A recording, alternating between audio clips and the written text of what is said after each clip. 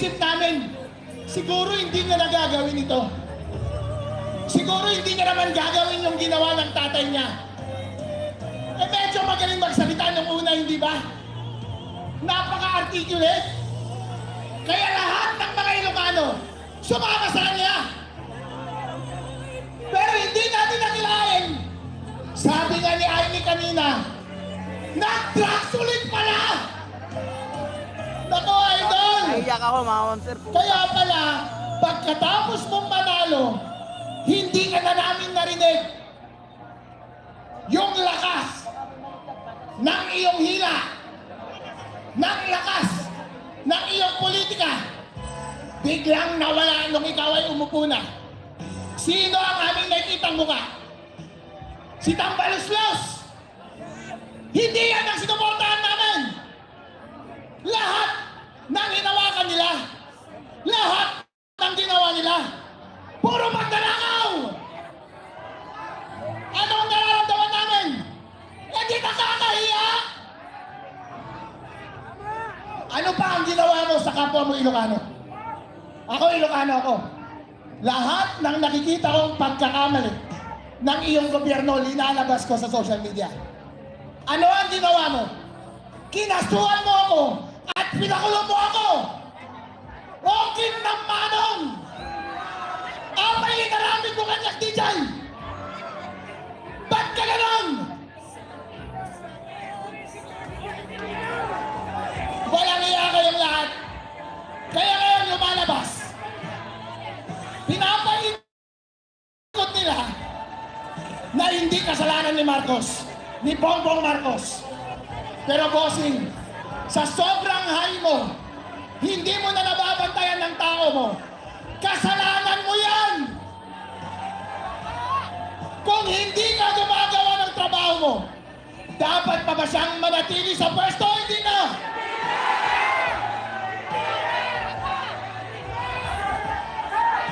Sa lahat ng mga Pilipinong may dignidad, lahat ng mga pinakamatatapang ay narito na.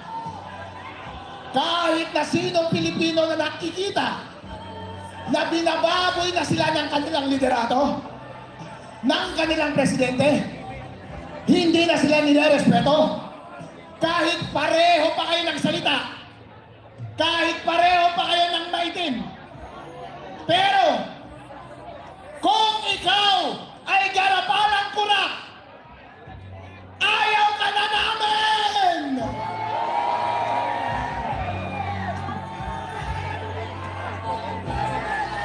Marcos resign! Marcos resign! Marcos resign! Marcos resign! Marcos resign! Marcos resign! Mga kababayan, tapos na ba ang paghihirap natin? Ano ang panawagan ni Amy Marcos? Umuwi na raw sila. Umuwi na raw sila. O ibig sabihin ni Amy, umalis ka na dyan. O, tandaan nyo, sinabi ko sa inyo, ang national problem ng bansang ito ay si Lisa Marcos. O, di ba? Sinabi ni Amy, pakasalan mo na yan, akala niya magbago. Yung pala silang dalawa, tandem sa cooking. O ngayon, itong 100 billion na in-insert nila sa budget, tinatanong nila, bakit kailangan mag-insert kung pwede mo namang ipasok sa National Expenditure Program? Simple lang ang sagot. Kapag nasa NEP, si Congressman ang tatanggap ng sohol, hindi si Marcos.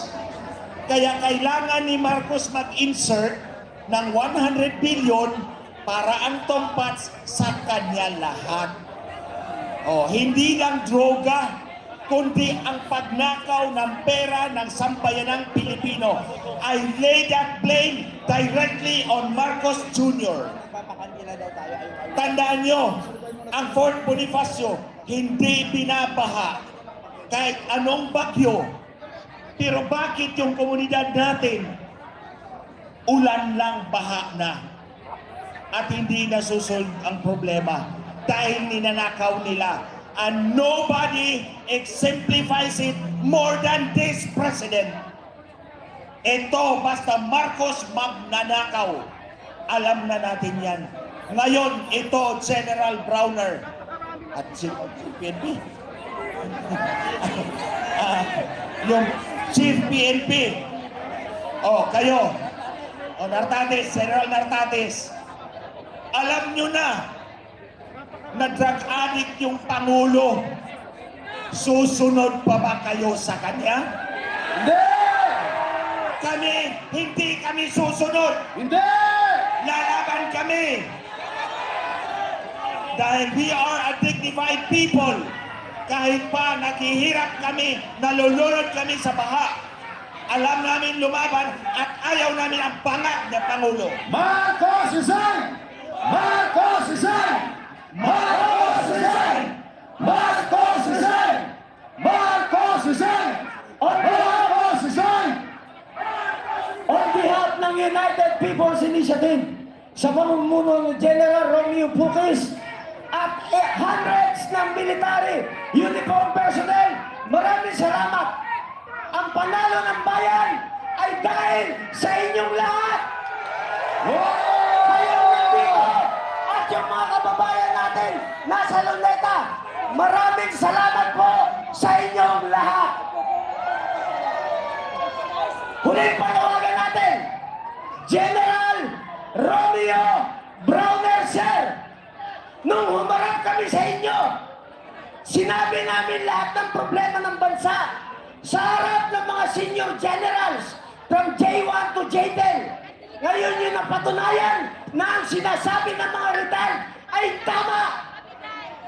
Ngayon, General Browner, sir, inuutosan ka ng taong bayan.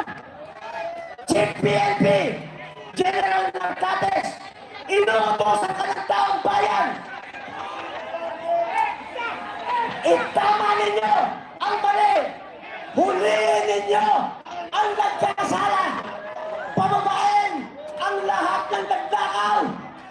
President Marcos, you are fired. Arestuhin si Marcos. President Marcos, you are fired. Yes! Romualdez, you are fired.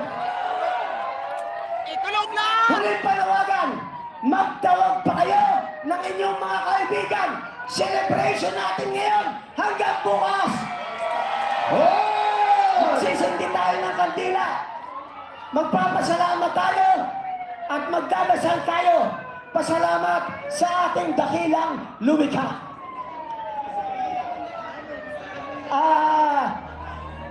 Miss Astra, please. Habang tayo po ay nagsisindi ng kandila, tandaan po natin na ito ay simbolo ng ating panalangin, ng ating pakikiisa. Pagkakaisa natin ito, ako po luluhod ngayon. Ako po ay luluhod sa ating dakilang Panginoon una sa lahat. Pero pangalawa, lumuluhod din po ako sa mga mayayaman, sa mga edukado, sa mga businessman, sa mga bulag pa rin hanggang ngayon. Nakita niyo naman po, nagwi-withdraw na ng support, pati sariling kapatid. Ngayon, tayo ba ay hindi pa rin sisigaw ng Marcos resign? Marcos resign! Marcos resign! Hindi po nila sabihin, hindi nila pwedeng sabihin na ito inciting to sedition. Napakatagal ko pong inaral yan. Walang sedition dito. Tayo po ay nakikiusap hanggat tayo ay mapayapa pa. Marcos, please, resign! Marcos resign! Marcos resign! Marcos resign! Marcos resign!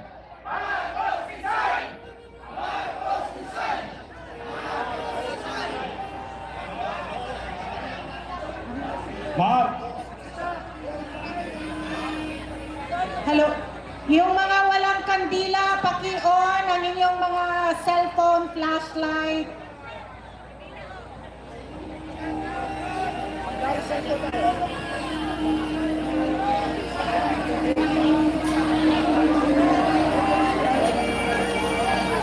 Tinatawagan namin yung imam na mag-pray.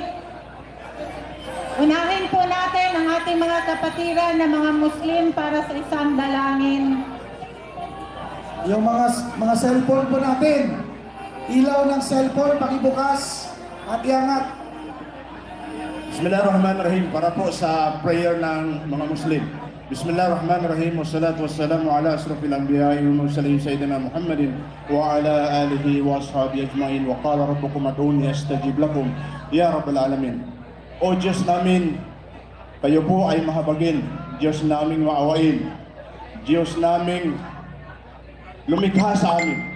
At Diyos naming nagkaloob sa amin sa isang sambayanan na minamahal namin, ang bansang Pilipinas. O Diyos namin, nagpapasalamat kami at pinagkaloob ninyo sa amin ang araw na ito at ang gabi na ito at lumabas ang katotohanan sa aming suliranin sa aming bansa. O Diyos namin, gabayan niyo po kami at sana po magtuloy-tuloy na ito. At huwag niyo po kaming pabayaan, magsama-sama po kami, Muslim man o Christian o sino pa man sa bansa namin sapagkat ito po'y nag-iisang bansa na pinagkaloob niyo para sa amin. Amin ya Rabbal Alamin. Alhamdulillah Rabbil Alamin Ar-Rahmanir Rahim. Maliki Yawmiddin.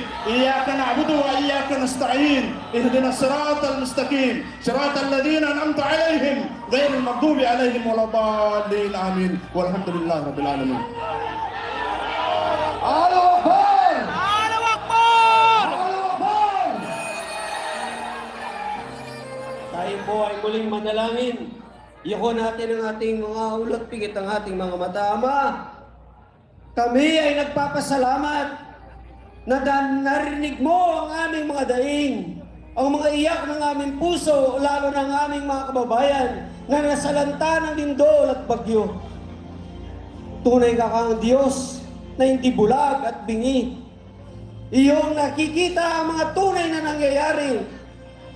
Kami sa gabing ito ay nagpapasalamat na inilantad mong lalo ang katotohanan sa mga nakaraang mga araw. At sa gabing ito, Lord, ay pinakita mo sa amin, ito nga ang katotohanan na ang mga namumuno sa aming bayan